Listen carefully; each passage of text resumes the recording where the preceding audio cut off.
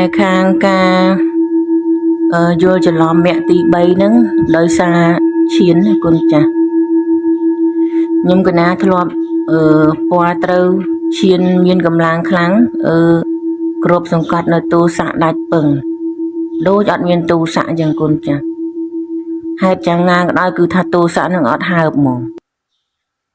ហើយកាមរាគៈហ្នឹងដូចគ្នាមិនមានប្រាថ្នាប្រើប្រាស់អីទាំងអស់ពេលដែលមានកិច្ចពិចារណាប្រើប្រាស់តែងតែមានអារម្មណ៍ថាពាក់ឲ្យគូពាក់ឲ្យកបីដែលជារូបធាតុអត់ដឹងអីគុណម្ចាស់វាអស់តម្រេកនៅក្នុងកាមរាគៈហើយនឹងអត់មានទោសៈគុណម្ចាស់ឈានគ្រប់សង្កត់ហើយមួយទៀតធម៌មច្ឆាយណៈធ្វើកិច្ចគុណម្ចាស់ធម៌មច្ឆាយណៈហ្នឹងនៅធ្វើកិច្ចក្នុងព្រះរិយៈគុណម្ចាស់ដោយសារមិនដោយសារលោកអត់ស្គាល់ផ្លូវទេដោយសារមានដោយតណ្ហាក៏ជ្រូលខ្លាំងទៅមគ្គខាងលើដោយសារតណ្ហាប្រាថ្នាមគ្គខាងលើខ្លាំងគឺលោកដុតដៃដុតជើងព្យាយាមខ្លាំងពុះក៏ជ្រុលខ្លាំងហ្មងដល់ពេលអញ្ចឹងមានមច្ឆាញណៈហ្នឹងវាចូលធ្វើកិច្ចដូចដល់មគ្គទី3អញ្ចឹងវាធ្វើកិច្ចគុណចាស់តែវាអនុលោមយកតែតាមព្រះបរិយត្តិទេវាអត់មានបានឃើញជាលក្ខណៈរបស់វិបស្សនាញាណមួយដូចដែលយើងបំពេញវិបស្សនាញាណដល់មគ្គមែនទេនេះធម៌មច្ឆាញណៈហ្នឹងអរគុណចាស់ទោះបីខ្ញុំកណាសប្ថ្ងៃនេះក៏នៅមានជួបធម៌នឹងដែរគុណចាស់នៅជួបតែពេលចិត្តកជ្រោលខ្លាំងប្រាថ្នាមគ្គខាងលើខ្លាំងដោយសារធុញថប់នឹងកិលេសខាងក្រោមប្រាថ្នាទៅផ្ដាច់ទោសៈប្រាថ្នាមគ្គទី3នឹងផ្ដាច់ទោសៈវាអាទោសៈគ្រប់សង្កត់ចិត្តច្រើនដូចថាមានកូនទូចនេះពិបាកគ្រប់គ្រងគុណចាស់ដល់អញ្ចឹងទោសៈ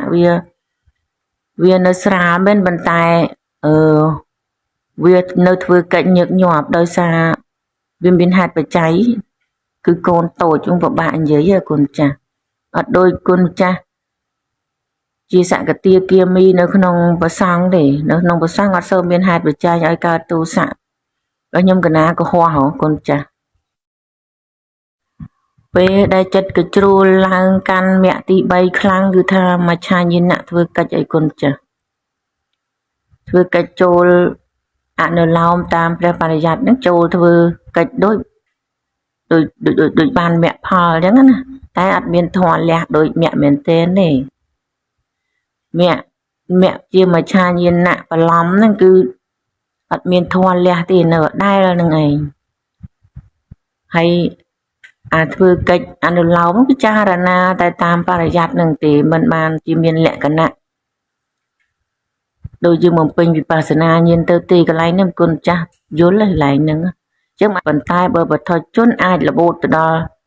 មច្ឆាវិមុតតិបើព្រះរិយៈអត់ទេអត់មានមច្ឆាវិមុតតិទេមានតែមច្ឆាញាណ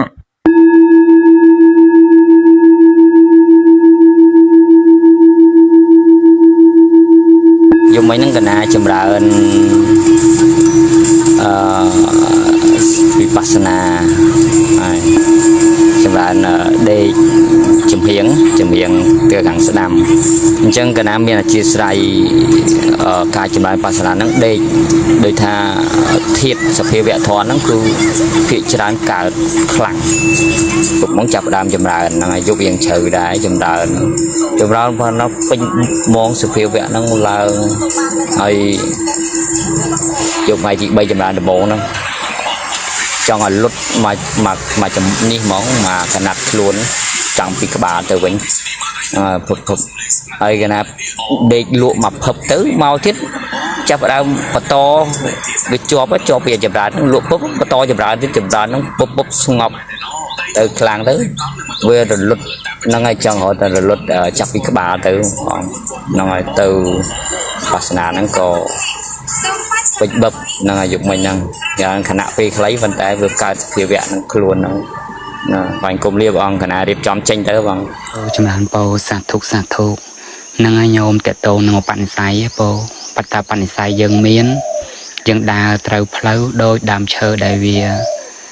មានពូជល្អវាដាក់ចំដីល្អមានទឹកគ្រប់គ្រាន់ណាពោ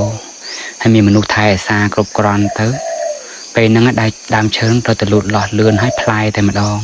បើសិនជាដើមឈើនោះមានពូជល្អប៉ុន្តែគេយកដាក់ដាំនៅក្នុងដីមិនល្អ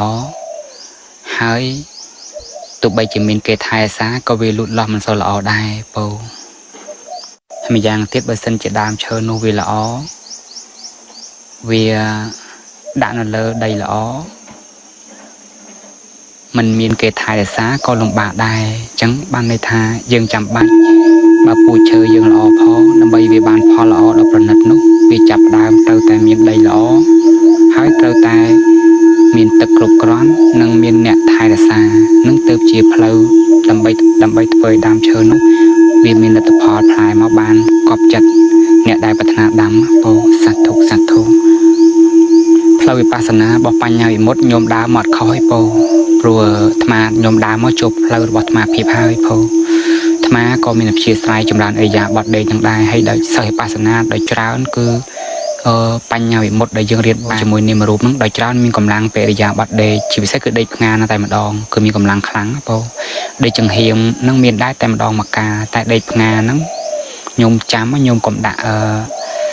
ដៃសកត់លើដើមទ្រូងហើយដូចអាត្មាបរៀនញោមអញ្ចឹងញោមដេកផ្ងាទៅហើយញោមមើលបាសនាពីលើអនុឡោមបដិឡោមពីលើចុះដល់ក្រោមបដិឡោមមកវិញទៅតាមរៀនអាត្មាបង្រៀនពោមគ្គផលនៅកន្លែងហ្នឹងពោមគ្គផលនៅកន្លែងហ្នឹងមហាពុទ្ធរូបដែលយើងសន្មត់ដោយសមតិបញ្ញត្តិថាជាខ្លួនយើងហ្នឹងកាយរបស់យើងហ្នឹងញោមមើលអនុឡោមបដិឡោមមើលពីលើចុះក្រោមហ្នឹងបើសិនជាសង្ខារធម៌អ្វីកាត់ឡើងខ្ញុំបែកចេញទៅពីរឯពោបើវានៅនឹងផ្នែកខាងក្រោមបើវាតឹងវាញ័រវាផុងវារីកវារួមវាកន្ត្រាក់វាណែនវាហាប់វារលាយវាស្រត់វាប៉ើងវាអណ្ដែតឡើងវាផ្ទុះអីហ្នឹងនឹងសុទ្ធតែជាសភាវៈរបស់សង្ខារធម៌គឺជារូបខ្ញុំបែកចែកច្បាស់អញ្ចឹងពោកុំឲ្យឃើញជើងញោមកុំឲ្យឃើញខ្លួនញោមពោហើយទី2បើសិនជានៅក្នុងអារម្មណ៍ក្នុងរូបហ្នឹងវាមានសេចក្តីសុខផ្លូវកាយនិងទុកផ្លូវកាយវាប្រកបឡើងនឹងគឺជានាមធម៌យើងរៀនតែពីរនឹងបានទេពោរូបធាតុនិងអរូបធាតុពោរូបធាតុគឺមហាភូតរូបនិងឧបាទាយរូបឯអរូបធាតុគឺចិត្តនិងវេទនាញោមបែររៀនអីច្រើនទេពោផ្លូវហ្នឹងហើយមានគេទៅដល់រាជបុគ្គលហើយ15ថ្ងៃពោនឹងដោយកម្លាំងនៃវិបស្សនារបស់អសត់វារួមផ្សំនឹងបញ្ញារបស់សត្វផងពោហើយជាមួយនឹង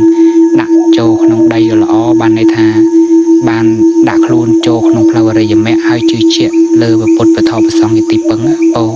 ហើយព្យាយាមតាមការបង្រៀនរបស់ព្រះសង្ឃនឹងដូចជាយើងដាំដី